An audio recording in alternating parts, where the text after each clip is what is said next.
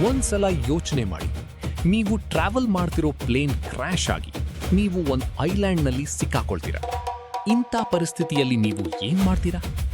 ಇವತ್ತು ನಾವು ಎಕ್ಸ್ಪ್ಲೇನ್ ಮಾಡ್ತಿರೋದು ಅಂಥದ್ದೇ ಒಂದು ಮೂವಿನ. ವಿಡಿಯೋ ತುಂಬಾ ಥ್ರಿಲ್ಲಿಂಗ್ ಆಗಿರುತ್ತೆ, ಸೊ ವಿಡಿಯೋನ ಕೊನೆಯವರೆಗೂ ನೋಡಿ.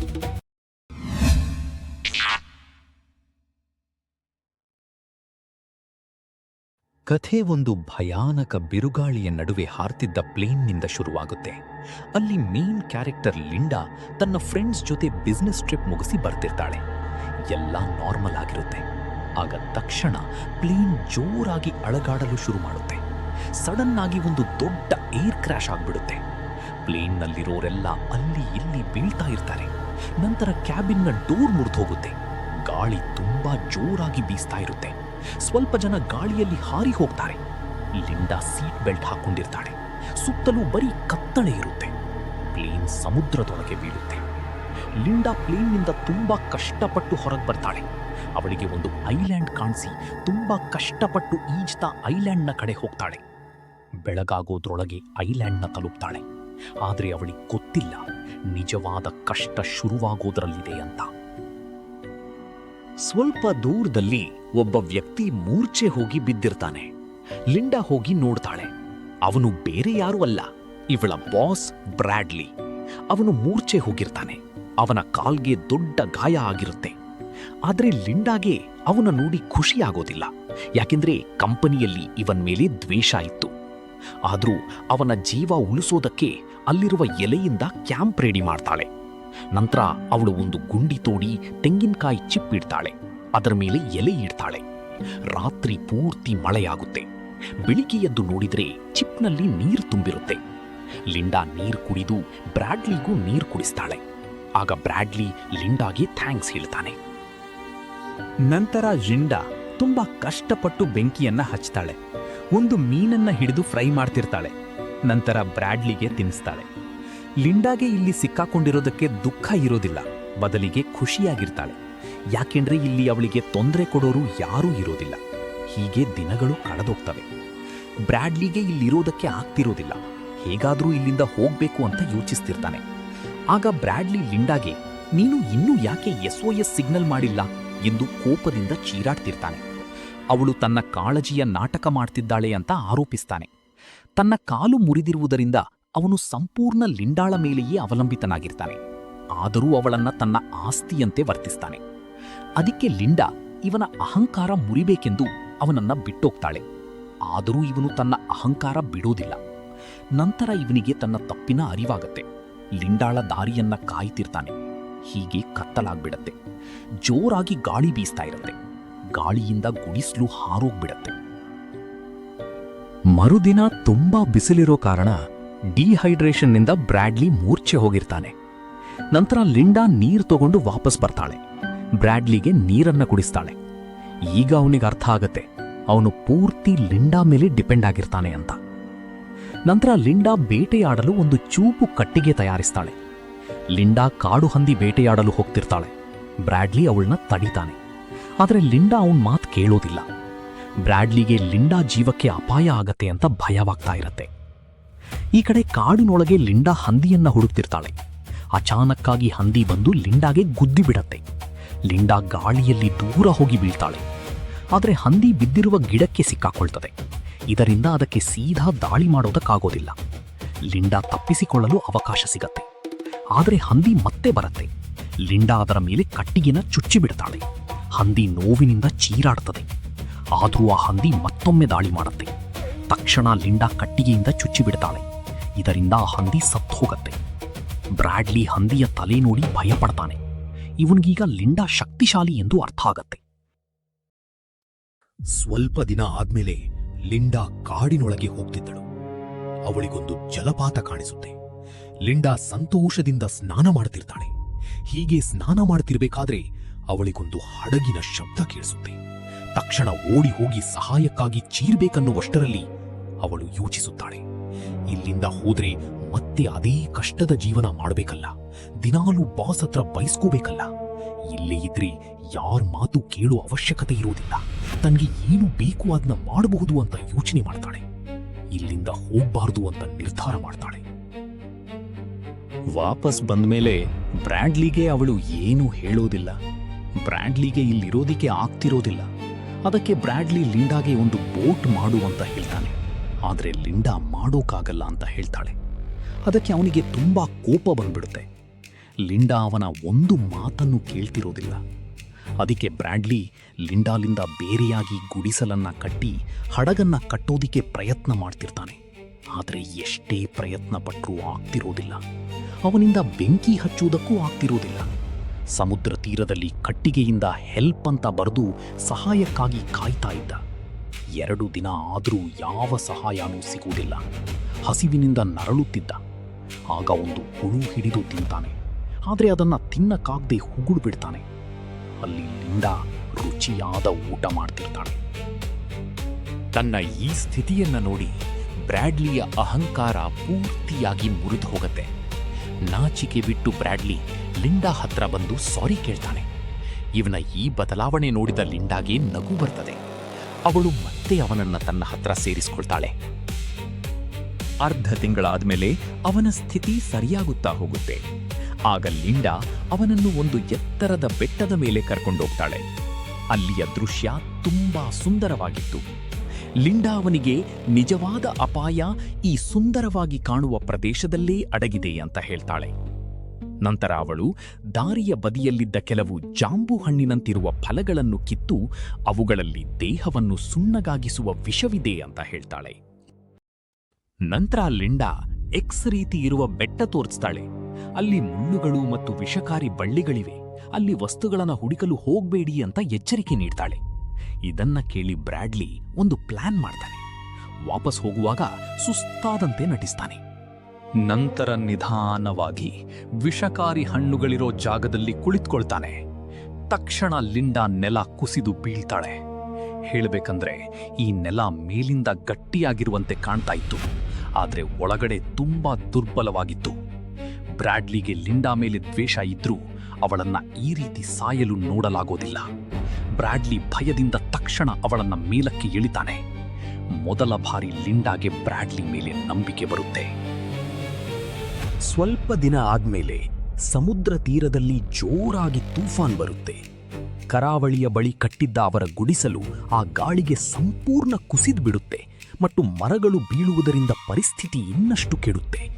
ಹತ್ತಿರದಲ್ಲೇ ಒಂದು ಗುಹೆ ಕಾಣಿಸಿ ತಕ್ಷಣ ಗುಹೆ ಒಳಗೆ ಹೋಗ್ತಾರೆ. ಇಬ್ಬರೂ ನೆನೆದೋಗಿರ್ತಾರೆ. ಚಳಿಯಿಂದ ತಪ್ಪಿಸಿಕೊಳ್ಳಲು ತಮ್ಮ ಬಟ್ಟೆ ತೆಗೆದು ಒಬ್ಬರನ್ನೊಬ್ಬರು ಅಪ್ಪಿಕೊಂಡೇ ಮಲಗ್ತಾರೆ. ಹೀಗೆ ಲಿಂಡಾಗೆ ಬ್ರ್ಯಾಡ್ಲಿ ಮೇಲೆ ಪ್ರೀತಿ ಶುರುವಾಗುತ್ತೆ. ದಿನಗಳು ಕಳೆದಂತೆ ಬ್ರ್ಯಾಡ್ಲಿ ಬೇಗನೆ ಕಾಡಿನಲ್ಲಿರುವ ಎಲ್ಲಾ ವಿಷಕಾರಿ ಹಣ್ಣುಗಳ ಬಗ್ಗೆ ತಿಳಿದುಕೊಳ್ತಾನೆ. ತನ್ನ ಸಾಮರ್ಥ್ಯ ತೋರಿಸಲು ಮತ್ತು ಲಿಂಡಾ ಮಾಡಿದ ಸಹಾಯಕ್ಕಾಗಿ ಈ ರಾತ್ರಿ ತಾನೇ ಊಟ ತಯಾರಿ ಮಾಡಬೇಕೆಂದು ನಿರ್ಧಾರ ಮಾಡ್ತಾನೆ. ಲಿಂಡಾ ಹೆಚ್ಚು ಯೋಚಿಸದೆ ನಂಬಿಕೆ ಇಟ್ಟು ಒಪ್ಕೊಳ್ತಾಳೆ. ಆಶ್ಚರ್ಯಕರ ಸಂಗತಿ ಏನಂದ್ರೆ ಅವನು ಮಾಡಿದ ಊಟ ನಿಜವಾಗಿಯೂ ತುಂಬಾ ರುಚಿಯಾಗಿತ್ತು. ಆದರೆ ಲಿಂಡಾ ಸ್ವಲ್ಪ ಊಟ ತಿಂದ ತಕ್ಷಣ ಅವಳಿಗೆ ತಲೆ ಸುತ್ತೋದಕ್ಕೆ ಶುರುವಾಗುತ್ತೆ ಮತ್ತು ಮೂರ್ಛೆ ಹೋಗಿ ಬೀಳ್ತಾಳೆ. ಆಗ ಬ್ರ್ಯಾಡ್ಲಿ ಕಾಡಿನೊಳಗೆ ಹೋಗಿ ಮರದ ದೋಣಿ ತಗೊಂಡ್ಬರ್ತಾನೆ. ಲಿಂಡಾ ಅವನನ್ನು ಇಲ್ಲಿಂದ ಹೋಗೋದಕ್ಕೆ ಬಿಡಲ್ಲ ಅಂತ ಅವನಿಗೆ ಮೊದಲೇ ಗೊತ್ತಿತ್ತು. ಅದಕ್ಕೆ ಅವನು ಗೊತ್ತಾಗದ ಹಾಗೆ ಹಡಗನ್ನ ತಯಾರಿಸಿದ್ದ. ಸರಿಯಾದ ಸಮಯ ನೋಡಿ ಲಿಂಡಾಗೆ ವಿಷಕಾರಿ ಹಣ್ಣು ತಿನ್ನಿಸಿ ಮೂರ್ಛೆ ಹೋಗುವಂತೆ ಮಾಡಿದ. ನಂತರ ಅವನು ಖುಷಿಯಿಂದ ಹಡಗನ್ನ ತಗೊಂಡು ನೀರಿಗೆ ತಳ್ಳೋದಕ್ಕೆ ಶುರು ಮಾಡ್ತಾನೆ ಮತ್ತು ಹಿಂದಕ್ಕೆ ನೋಡದೆ ವೇಗವಾಗಿ ಸಮುದ್ರದ ಕಡೆ ಹೊರಟ. ಅವನಿಗೆ ತುಂಬಾ ದೂರ ಹೋಗೋದಿಕ್ಕಾಗೋದಿಲ್ಲ. ಹೀಗೆ ಹೋಗುವಾಗ ಒಂದು ಅಲೆ ದೋಣಿಯನ್ನ ಹೊಡೆಯುತ್ತೆ. ಮರುಕ್ಷಣವೇ ಮತ್ತೊಂದು ದೊಡ್ಡ ಅಲೆ ಬಂದು ಅವನನ್ನು ನೇರವಾಗಿ ಸಮುದ್ರದೊಳಗೆ ಎಳೆದುಕೊಂಡು ಹೋಗುತ್ತೆ. ಅವನ ಅದೃಷ್ಟ, ಅವನು ತುಂಬಾ ದೂರ ಹೋಗಿರಲಿಲ್ಲ. ತಕ್ಷಣ ಲಿಂಡಾ ನೀರಿಗಿಳಿದು ಅವನ್ನ ಕಾಪಾಡ್ತಾಳೆ. ನಂತರ ಅವನಿಗೆ ಪ್ರಜ್ಞೆ ಬರುತ್ತೆ. ಲಿಂಡಾಗೆ ಸಾರಿ ಕೇಳ್ತಾ ಇರ್ತಾನೆ. ಆದರೆ ಅವಳು ಏನೂ ಮಾತಾಡದೆ ಅವನಿಗೆ ತಿನ್ನೋದಿಕ್ಕೆ ಕೊಡ್ತಾಳೆ. ಬ್ರ್ಯಾಡ್ಲಿ ಏನೂ ಯೋಚನೆ ಮಾಡದೆ ತಿಂದು ಬಿಡ್ತಾನೆ. ನೋಡ್ತಿದ್ದಂಗೆ ಬ್ರ್ಯಾಡ್ಲಿ ಪ್ಯಾರಲೈಸ್ ಆಗಿಬಿಡ್ತಾನೆ. ಅವನಿಗೆ ಏನಾಗ್ತಿದೆ ಅಂತ ಅರ್ಥನೇ ಆಗಲ್ಲ. ಆಗ ಲಿಂಡಾ ಹೇಳ್ತಾಳೆ, ಇದು ಬ್ಲೂ ರಿಂಗ್ ಆಕ್ಟೋಪಸ್ನ ವಿಷ. ದೇಹವನ್ನು ಸೆಕೆಂಡುಗಳಲ್ಲಿ ಪ್ಯಾರಲೈಸ್ ಮಾಡುತ್ತೆ. ಅಲುಗಾಡೋಕೆ ಆಗೋದಿಲ್ಲ ಅಂತ ಹೇಳ್ತಾಳೆ. ಹೇಳಬೇಕಂದ್ರೆ ಅವಳು ಇವನಿಗೆ ಪಾಠ ಕಲಿಸೋದಕ್ಕೆ ಈ ರೀತಿ ಮಾಡಿದ್ದು. ಇದಾದ್ಮೇಲೆ ಲಿಂಡಾ ಒಂದು ಚಾಕು ತಗೊಂಡು ಅದನ್ನ ಬಿಸಿ ಮಾಡ್ತಾಳೆ. ಬೇಗನೆ ಬ್ರ್ಯಾಡ್ಲಿಯ ಪ್ಯಾಂಟ್ ಹುಚ್ತಾಳೆ. ಅವಳು ಅವನ ಹತ್ತಿರ ಬಂದು ಈಗ ಏನ್ ಮಾಡೋದಕ್ಕೆ ಹೊರಟಿದ್ದಾನೆ ಅಂತ ಸನ್ನೆ ಮಾಡ್ತಾಳೆ. ಇದನ್ನು ನೋಡಿದ ಬ್ರ್ಯಾಡ್ಲಿಗೆ ತುಂಬಾ ಗಾಬರಿಯಾಗುತ್ತೆ. ಆಗಲೇ ಲಿಂಡಾ ಚಾಕುವನ್ನು ಚಲಾಯಿಸ್ತಾಳೆ ಮತ್ತು ಮುಂದಿನ ಕ್ಷಣದಲ್ಲಿ ರಕ್ತದ ಸಿಡಿತ ಹೊರಬರುತ್ತದೆ. ಇದರಿಂದ ಬ್ರ್ಯಾಡ್ಲಿಯ ಗಂಟಲು ಕೆಂಪಗಾಗುತ್ತೆ. ಲಿಂಡಾ ನಗೋಕೆ ಶುರು ಮಾಡ್ತಾಳೆ. ನಂತರ ಅವಳು ಕತ್ತರಿಸಿದ ವಸ್ತುವನ್ನು ತೋರಿಸ್ತಾಳೆ. ಅದು ಮಾನವನ ಅಂಗವಲ್ಲ, ಒಂದು ಇಲಿಯಾಗಿತ್ತು. ಅವಳು ಬ್ರ್ಯಾಡ್ಲಿಯನ್ನು ಹೆದರಿಸುವುದಕ್ಕೆ ಈ ರೀತಿ ಮಾಡಿರ್ತಾಳೆ. ಹೀಗೆ ಅವಳು ಬ್ರ್ಯಾಡ್ಲಿಯ ಅಹಂಕಾರ ಮುರಿದಾಕ್ತಾಳೆ. ಈಗ ಅವನು ಏನು ಪ್ರಶ್ನೆ ಕೇಳದೆ ಅವಳ ಮಾತನ್ನ ಕೇಳುವುದಕ್ಕೆ ಶುರು ಮಾಡ್ತಾನೆ. ಆದ್ರೆ ಲಿಂಡಾಗೆ ಈ ನಿಯಂತ್ರಣ ಹೆಚ್ಚು ಕಾಲ ಆನಂದಿಸೋಕಾಗೋದಿಲ್ಲ. ಒಂದು ದಿನ ಲಿಂಡಾ ಹಣ್ಣು ಕತ್ತರಿಸ್ತಿರ್ತಾಳೆ. ಆಗ ಇಂಜಿನ್ ಶಬ್ದ ಕೇಳುತ್ತೆ. ನೋಡಿದ್ರೆ ಅದು ಬ್ರ್ಯಾಡ್ಲಿಯ ವೈಫ್ ಜೆನ್ನಿ ಆಗಿರ್ತಾಳೆ. ಲಿಂಡಾನ ನೋಡಿ ಜೆನ್ನಿ ತುಂಬಾ ಸಂತೋಷ ಪಡ್ತಾಳೆ. ಲಿಂಡಾ ಸಂತೋಷದಲ್ಲಿ ಬ್ರ್ಯಾಡ್ಲಿ ಬದುಕಿದ್ದಾನೆ ಅಂತ ಹೇಳ್ತಾಳೆ. ಜೆನ್ನಿಗೆ ತುಂಬಾ ಖುಷಿಯಾಗುತ್ತೆ. ಆದರೆ ಲಿಂಡಾಗೆ ಇಲ್ಲಿಂದ ಹೋಗೋದಕ್ಕೆ ಇಷ್ಟ ಇರೋದಿಲ್ಲ. ಅದಕ್ಕೆ ಒಂದು ಪ್ಲಾನ್ ಮಾಡ್ತಾಳೆ. ಇಲ್ಲೊಂದು ಶಾರ್ಟ್ ಕಟ್ ಇದೆ ಅಂತ ಸುಳ್ಳು ಹೇಳಿ ಅವ್ರನ್ನ ಎತ್ತರದ ಬೆಟ್ಟದ ಮೇಲೆ ಕರ್ಕೊಂಡೋಗ್ತಾಳೆ. ಹೀಗೆ ಹೋಗುವಾಗ ಶೂಲೇಸ್ ಕಟ್ಟುವ ನೆಪ ಮಾಡಿ ಅವರಿಗೆ ಮುಂದೆ ಹೋಗಲು ಹೇಳ್ತಾಳೆ. ಜೆನ್ನಿ ಮುಂದೆ ಹೋಗುತ್ತಿದ್ದಂತೆ ನೆಲ ಕುಸಿದು ಜೆನ್ನಿ ಬೀಳ್ತಾಳೆ. ಆಗ ಗೈಡ್ ಅವಳನ್ನ ಕಾಪಾಡೋದಿಕ್ಕೆ ಪ್ರಯತ್ನ ಪಡ್ತಿರ್ತಾನೆ. ಲಿಂಡಾ ಇವರನ್ನ ಕೊಲ್ಲುವ ಪ್ಲಾನ್ ಮಾಡಿರ್ತಾಳೆ. ಆದರೆ ಜೆನ್ನಿ ಮಾತ್ರ ಬೀಳ್ತಿರ್ತಾಳೆ. ಗೈಡ್ ಇನ್ನೂ ಜೀವಂತವಾಗಿರ್ತಾನೆ. ಅದಕ್ಕೆ ಲಿಂಡಾ ಯೋಚನೆಯಲ್ಲಿ ಮುಳುಗೋಗ್ತಾಳೆ. ಸ್ವಲ್ಪ ಸಮಯ ಆದ್ಮೇಲೆ ಅವಳೊಬ್ಬಳೇ ಬ್ರ್ಯಾಡ್ಲಿ ಹತ್ರ ಬರ್ತಾಳೆ. ಅವರಿಬ್ಬರಿಗೂ ಏನಾಗಿದೆಂದು ಮುಂದೆ ಗೊತ್ತಾಗುತ್ತೆ. ಲಿಂಡಾ ಬೆಟ್ಟದಿಂದ ಬಂದಾಗಿನಿಂದಲೂ ಮನಸ್ಸೊಳಗೆ ಕೊರಗ್ತಾ ಇದ್ದಳು. ಅವಳಿದೇನ್ ಮಾಡಿದಳು ಅಂತ ಅವಳಿಗೇನೇ ನಂಬಕ್ಕಾಗ್ತಿರೋದಿಲ್ಲ. ಆಗ ಬ್ರ್ಯಾಡ್ಲಿ ಬಂದು ಕಾಡಿಗೋಗಿ ಊಟ ತರ್ಬಾ ಅಂತ ಹೇಳ್ತಾನೆ. ಆದ್ರೆ ಲಿಂಡಾ ಹುಷಾರಿಲ್ಲ ಅಂತ ಸುಳ್ಳು ಹೇಳ್ತಾಳೆ. ಆಗ ಬ್ರ್ಯಾಡ್ಲಿ ಬೇಟೆಯಾಡಲು ಕಾಡಿಗೆ ಹೋಗ್ತಾನೆ. ಹೀಗೆ ಕಾಡಿನೊಳಗೆ ಹೋಗ್ತಿರ್ಬೇಕಾದ್ರೆ ಒಂದು ಕಾಡಂದಿ ಕಾಣಿಸುತ್ತೆ. ಅದನ್ನು ಹಿಡಿಯಲು ಹೋಗ್ಬೇಕಾದ್ರೆ ಹಂದಿ ಓಡೋಗುತ್ತೆ. ಆಗ ಅವನಿಗೆ ಒಂದು ಕೈ ಕಾಣಿಸುತ್ತೆ. ಬ್ರ್ಯಾಡ್ಲಿಗೆ ತುಂಬಾ ಗಾಬರಿಯಾಗುತ್ತೆ.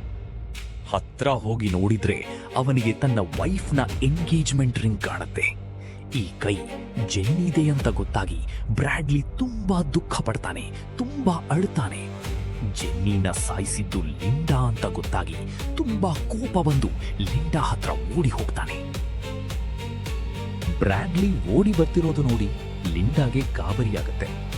ಬ್ರ್ಯಾಡ್ಲಿ ಬಂದು ರಿಂಗ್ ತೋರಿಸಿ ಯಾಕೆ ಹೀಗೆ ಮಾಡಿದೆ ಅಂತ ಕೇಳ್ದ. ರಿಂಗ್ ನೋಡ್ತಿದ್ದಂಗೆ ಲಿಂಡಾಗೆ ಎಲ್ಲ ಅರ್ಥ ಆಗುತ್ತೆ. ನಾನ್ ಮಾಡಿಲ್ಲ ಅಂತ ಲಿಂಡಾ ಹೇಳ್ತಾಳೆ. ಆದರೆ ಬ್ರ್ಯಾಡ್ಲಿ ನಂಬೋದಿಲ್ಲ. ಆಗ ಲಿಂಡಾ ಮೆಲ್ಲಗೆ ಸೊಂಟದ ಹತ್ರ ಕೈ ಹಾಕ್ತಾಳೆ. ಆದ್ರೆ ಚಾಕು ಇರೋದಿಲ್ಲ. ಬ್ರ್ಯಾಡ್ಲಿ ಮೊದಲೇ ಚಾಕು ತಗೊಂಡ್ಬಿಟ್ಟಿರ್ತಾನೆ. ಲಿಂಡಾ ಗಾಬರಿಯಿಂದ ಕಾಡಿನ ಒಳಗೆ ಓಡಿ ಹೋಗ್ತಾಳೆ. ಬ್ರ್ಯಾಡ್ಲಿ ಕೂಡ ಅವಳ ಹಿಂದೆ ಓಡಿ ಹೋಗ್ತಾನೆ. ಲಿಂಡಾ ಒಂದು ಮರದ ಹತ್ರ ಹೋಗಿ ಅಡಗಿಕೊಳ್ತಾಳೆ. ಆಗ ಬ್ರ್ಯಾಡ್ಲಿ ಲಿಂಡಾಳ ನೆರಳನ್ನ ನೋಡ್ತಾನೆ. ಹೋಗಿ ನೋಡಿದರೆ ಅಲ್ಲಿ ಅವಳ ಶೂ ಮಾತ್ರ ಇರುತ್ತೆ. ಆಗ ಲಿಂಡಾ ಶೂ ಲೇಸ್ನಿಂದ ಹಿಂದೆ ಆಕ್ರಮಣ ಮಾಡ್ತಾಳೆ. ಲೇಸ್ನಿಂದ ಅವನ ಕುತ್ತಿಗೆನ ಬಿಗಿಯಾಗಿ ಬಿಗಿತಾಳೆ. ಬ್ರ್ಯಾಡ್ಲಿಗೆ ಉಸಿರಾಡಲು ತೊಂದರೆಯಾಗ್ತಿರುತ್ತೆ. ಪೂರ್ತಿ ಶಕ್ತಿಯಿಂದ ಬಿಡಿಸಲು ಪ್ರಯತ್ನ ಪಡ್ತಾನೆ. ಆದರೆ ಲಿಂಡಾ ತುಂಬಾ ಗಟ್ಟಿಯಾಗಿ ಹಿಡಿದಿರ್ತಾಳೆ. ಬ್ರ್ಯಾಡ್ಲಿ ಲಿಂಡಾಗೆ ಮರಕ್ಕೆ ಹೊಡಿತಾನೆ. ಆಗ ಚಾಕು ಬ್ರ್ಯಾಡ್ಲಿಯ ಕೈಜಾರಿ ನೆಲಕ್ಕೆ ಬೀಳುತ್ತೆ. ಆಗ ಬ್ರ್ಯಾಡ್ಲಿ ಲಿಂಡಾಳ ಕೂದಲನ್ನು ಜಗ್ಗಿ ನೆಲಕ್ಕೆ ಬೀಳಿಸ್ತಾನೆ. ಆಗ ಅವಳ ಮೇಲೆ ಬಿದ್ದು ಕೆಸರಲ್ಲಿ ಸಾಯಿಸೋದಕ್ಕೆ ಪ್ರಯತ್ನ ಪಡ್ತಾನೆ. ಆಗ ಲಿಂಡಾ ಚಾಕುವಿನಿಂದ ಬ್ರ್ಯಾಡ್ಲಿಗೆ ಚುಚ್ಚಿ ಬಿಡ್ತಾಳೆ. ನಂತರ ಲಿಂಡಾ ಕೆಸರಿನಿಂದ ಎದ್ದು ನೋಡಿದ್ರೆ ಬ್ರ್ಯಾಡ್ಲಿ ಎಕ್ಸ್ನ ರೀತಿ ಬೆಟ್ಟ ಇರೋ ಕಾಡಿಗೆ ಹೋಗ್ತಿರ್ತಾನೆ. ಆದರೆ ಲಿಂಡಾ ಅವನಿಂದೆ ಹೋಗೋದಿಲ್ಲ, ಸುಮ್ಮನೆ ವಾಪಸ್ ಹೋಗ್ತಾಳೆ. ಸ್ವಲ್ಪ ದೂರ ಹೋದ್ಮೇಲೆ ಬ್ರ್ಯಾಡ್ಲಿಗೆ ಏನೂ ಆಗೋದಿಲ್ಲ. ಆಗ ಬ್ರ್ಯಾಡ್ಲಿ ಮುಂದೆ ನೋಡಿದಾಗ ಆಶ್ಚರ್ಯ ಪಡ್ತಾನೆ. ಮುಂದೆ 2 ಬೆಟ್ಟಗಳ ನಡುವೆ ಒಂದು ದೊಡ್ಡ ಮನೆ ಇರುತ್ತೆ. ಇದು ಯಾರ್ದೋ ಪ್ರೈವೇಟ್ ಐಲ್ಯಾಂಡ್ ಅಂತ ಬ್ರ್ಯಾಡ್ಲಿಗೆ ಗೊತ್ತಾಗತ್ತೆ. ಬ್ರ್ಯಾಡ್ಲಿಗೆ ಭರವಸೆ ಹುಟ್ಟುತ್ತೆ. ಬ್ರ್ಯಾಡ್ಲಿ ತಕ್ಷಣ ಆ ಬಂಗಲೆಗೆ ಓಡಿ ಹೋಗ್ತಾನೆ. ಸಹಾಯಕ್ಕಾಗಿ ಕೂಗ್ತಾನೆ, ಆದರೆ ಒಳಗಿಂದ ಯಾವ ಉತ್ತರ ಬರೋದಿಲ್ಲ. ಆವಾಗ ಆ ಬಾಗಿಲು ತೆರೆಯುತ್ತದೆ. ಬ್ರ್ಯಾಡ್ಲಿ ಬೇಗ ಹೋಗಿ ಲೈಟ್ಸ್ ಆನ್ ಮಾಡ್ತಾನೆ. ಕೆಲಸಕ್ಕೆ ಬರುವಂತಹ ವಸ್ತುಗಳನ್ನ ಹುಡುಕೋದಕ್ಕೆ ಶುರು ಮಾಡ್ತಾನೆ. ಆಗ ತಕ್ಷಣ ಫ್ರಿಡ್ಜ್ ಓಪನ್ ಮಾಡ್ತಾನೆ. ಫ್ರಿಡ್ಜ್ ಒಳಗಡೆ ತರತರಹದ ಡ್ರಿಂಕ್ಸ್ಗಳಿದ್ದವು. ಅವನೊಂದು ವಾಟರ್ ಬಾಟಲ್ ತೆಗೆದುಕೊಂಡು ಕುಡಿತಾನೆ. ಆಗ ಇದ್ದಕ್ಕಿದ್ದಂತೆ ಲೈಟ್ಸ್ ಆಫ್ ಆಗುತ್ತೆ. ಅಲ್ಲಿರುವ ಸ್ಪೀಕರ್ನಿಂದ ಲಿಂಡಾಳ ಧ್ವನಿ ಕೇಳಿಸತ್ತೆ. ಆಗ ಬ್ರ್ಯಾಡ್ಲಿಗೆ ಸತ್ಯ ಗೊತ್ತಾಗುತ್ತೆ. ವಿಷದ ಕಾಡಿನ ಮಾತು ಎಲ್ಲ ಸುಳ್ಳು. ಬರೀ ಇವನನ್ನು ಈ ಜಾಗದಿಂದ ದೂರ ಇಡೋದಕ್ಕೆ ಲಿಂಡಾ ಸುಳ್ಳು ಹೇಳಿರ್ತಾಳೆ. ಇಲ್ಲಿ ಒಂದು ಹಡಗು ಪ್ರತಿ ತಿಂಗಳು ಸಪ್ಲೈ ಮಾಡೋದಕ್ಕೆ ಬರೋದನ್ನ ನೋಡಿರ್ತಾಳೆ. ಅದರಿಂದ ಲಿಂಡಾಗೆ ಈ ದೊಡ್ಡ ಬಂಗಲೆ ಸಿಗುತ್ತೆ. ಇಲ್ಲಿ ಬಂದ್ಮೇಲೆ ಅವಳು ಅಡಗಿ ಪಾಸ್ವರ್ಡ್ನ ತಿಳಿದುಕೊಂಡಿರ್ತಾಳೆ. ಸರಿಯಾದ ಸಮಯದಲ್ಲಿ ಈ ಜಾಗವನ್ನ ವಶ ಮಾಡ್ಕೊಳ್ತಾಳೆ. ಹೇಳ್ಬೇಕಂದ್ರೆ ಇಲ್ಲಿ ಆ ಮಾಲೀಕ ಇಲ್ಲಿಗೆ ಬರೋದು ಕಡಿಮೆ. ಅದಕ್ಕೆ ಲಿಂಡಾ ಕ್ಲೀನ್ ಮಾಡ್ತಾ ಇಲ್ಲಿ ಆರಾಮವಾಗಿ ಇರ್ತಾ ಇದ್ಲು. ಯಾರಿಗೂ ಅನುಮಾನ ಕೂಡ ಬರ್ತಾ ಇರಲಿಲ್ಲ. ಎಲ್ಲ ಅವಳ ಪ್ರಕಾರ ಪರ್ಫೆಕ್ಟ್ ಆಗಿ ಇತ್ತು. ಆದ್ರೆ ಜೆನ್ನಿ ಬಂದ್ಮೇಲೆ ಅವಳ ಪ್ಲಾನ್ ಹಾಳಾಗುತ್ತೆ. ಅದಕ್ಕೆ ಅವಳನ್ನ ಲಿಂಡಾ ಸಾಯಿಸ್ಬಿಟ್ಟಿರ್ತಾಳೆ. ಇದನ್ನ ಕೇಳಿದ ಬ್ರ್ಯಾಡ್ಲಿಗೆ ತುಂಬಾ ಗಾಬರಿಯಾಗುತ್ತೆ. ಕತ್ತಲೊಳಗೆ ಅಲ್ಲಿ ಇಲ್ಲಿ ಹುಡುಕಿದರೂ ಕಂಟ್ರೋಲ್ ರೂಮ್ ಸಿಗೋದಿಲ್ಲ. ಆಗ ಅಚಾನಕ್ ಪರಿಸ್ಥಿತಿ ಬದಲಾಗುತ್ತೆ. ಯಾಕೆಂದ್ರೆ ಲಿಂಡಾನೇ ಅವನನ್ನ ಹುಡುಕೊಂಡು ಬರ್ತಾಳೆ. ಲಿಂಡಾ ಮೊದಲೇ ಈ ಬಂಗಲೆ ಒಳಗೆ ಒಂದು ಬಂದೂಕು ತಗೊಂಡಿರ್ತಾಳೆ. ಬ್ರ್ಯಾಡ್ಲಿ ಅವಳನ್ನ ನೋಡ್ತಿದ್ದಂಗೆ ಮಂಡಿ ಹೂರಿ ಕುಳಿತುಕೊಳ್ತಾನೆ. ಪ್ರಾಣ ಭಿಕ್ಷೆ ಬೇಡ್ತಾನೆ. ಆಗ ಬ್ರ್ಯಾಡ್ಲಿ, ನಾನು ಓಡಿ ಹೋಗಲ್ಲ, ಇಲ್ಲೇ ಇದ್ದು ನಿನ್ನ ಜೊತೆನೇ ಜೀವನ ಕಳೀತೀನಿ ಅಂತ ಹೇಳ್ತಾನೆ. ಅಷ್ಟೇ ಅಲ್ಲ, ಇವಾಗ ನಿನ್ನ ನಿಜವಾಗ್ಲೂ ಪ್ರೀತಿಸ್ತಾ ಇದ್ದೀನಿ ಅಂತ ಹೇಳ್ತಾನೆ. ಲಿಂಡಾನ ನಂಬಿಸೋದಕ್ಕೆ ಅವಳ ಜೊತೆ ಕಳೆದ ಮೆಮೊರೀಸ್ಗಳ ಬಗ್ಗೆ ಮಾತಾಡ್ತಾನೆ. ಲಿಂಡಾಗೆ ಡೌಟ್ ಬರುತ್ತೆ.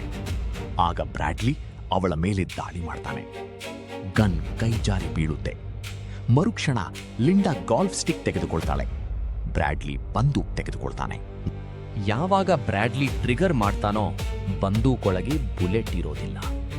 ಇದೆಲ್ಲ ಲಿಂಡಾಳ ಪ್ಲಾನ್ ಆಗಿತ್ತು. ಮರುಕ್ಷಣ ಲಿಂಡಾ ಗಾಲ್ಫ್ ಸ್ಟಿಕ್ನಿಂದ ಬ್ರ್ಯಾಡ್ಲಿಗೆ ಚೆನ್ನಾಗಿ ಹೊಡೆದ್ಬಿಡ್ತಾಳೆ. ಗಾಲ್ಫ್ ಸ್ಟಿಕ್ನ ಹೊಡೆತದಿಂದ ಬ್ರ್ಯಾಡ್ಲಿಯ ಸಾವಾಗುತ್ತೆ. ಇಲ್ಲಿಗೆ ಈ ಕಥೆ